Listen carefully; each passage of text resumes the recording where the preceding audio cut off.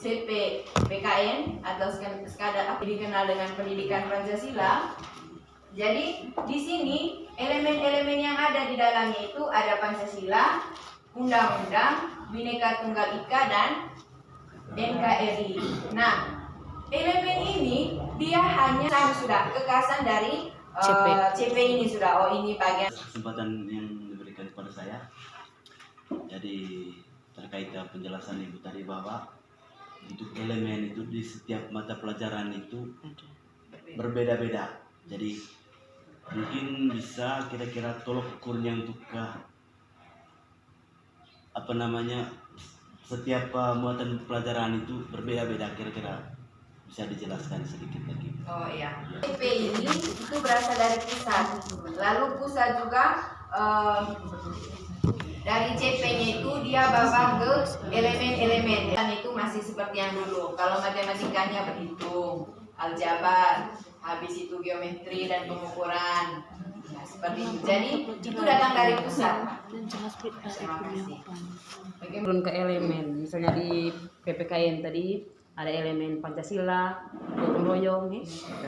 Nah, dari misalnya ada 5 elemen dalam sebuah mata pelajaran. Berarti sini ada pembagian lagi, ada kolaborasi antar guru dalam satu fase untuk perempukan kira-kira elemen mana yang ke kelas bawah atau ke kelas atas, begitu. Untuk kelas masing-masing elemen itu, ini contohnya ini. Misalnya ini untuk kelas 3. Elemen Pancasila memang di kelas 3. Nanti di kelas 4 juga ada. Hanya setelah CP nanti kita punya tugas sudah membuat tujuan pembelajaran.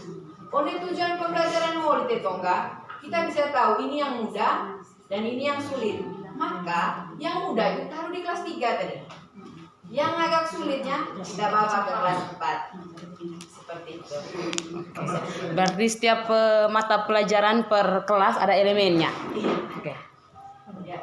Iya, baik, saya tambahkan sedikit. Jadi yang pertama, capaian pembelajaran itu dari pusat. Struktur kurikulum dari pusat. Prinsip pembelajaran dan asesmen itu dari pusat. Tugas kita di sekolah apa? Tugas kita di sekolah itu yang berkaitan dengan perangkat ajar itu. Yang pertama itu menganalisis itu capaian pembelajaran. Capaian pembelajaran ini kalau di kurikulum K13 ya, KD dengan KI. Nah, tetapi dia dalam bentuk narasi disampaikan oleh Ibu Santi. Hanya K13. Itu sudah jelas. Selain tujuan pembelajaran, kan ada indikator. Indikator itu sebagai jembatan, bisa pelajar atau guru, misalnya tadi kolaborasi kelas 1, guru kelas 1 dan kelas 2 untuk mengukur pencapaian tadi. Apakah tidak melalui indikator? Langsung di tujuan saja. Terima kasih. Saya jawab Bapak, mungkin saya kasih materi dulu sedikit supaya kita lebih paham ya. Jadi begini, CP tadi pertamanya datang dari pusat. Datang dari pusat, dia per fase tadi.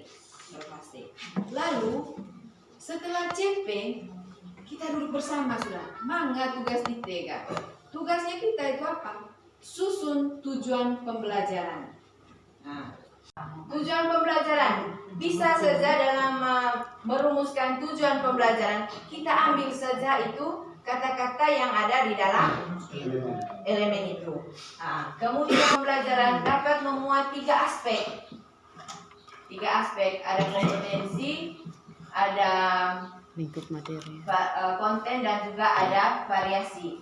Nah, lalu kita lihat masing-masing. Dari CP kita bawa ke TP sudah. Nah, lalu dari TP kita bawa ke alur tujuan pembelajaran. Kalau pertanyaan Bapak Sipri tadi TP ke TP, dari TP ke ATP, dari ATP kemudian kita membawanya ke modul ajar Bapak. Jadi seperti itu. Jadi dalam MAPAN itu hanya ada CP, TP, kemudian ATP, dan terakhirnya modul ajar. Pertanyaan pemantik. Mungkin kalau kita mau melakukan asesmen diagnostik non kognitif, maka kita tanya saja bagaimana perasaan siswa saat itu. Kita bisa memberi gambar berupa misalnya perasaan senang atau perasaan sedih. Nanti dia akan kita minta, coba kamu gambar dulu bagaimana kamu punya perasaan hari ini. Nah, nanti mereka gambar. Ada yang gambar ketawa, berarti mereka datang sekolah itu dalam keadaan senang. Ada yang gambarnya sedih. Lalu yang sedih itu kita panggil, kita tanya sudah, kira-kira kenapa kau sampai sedih hari ini? Jadi di situ dia punya asesmen diagnosis non kognitifnya. Sekian dari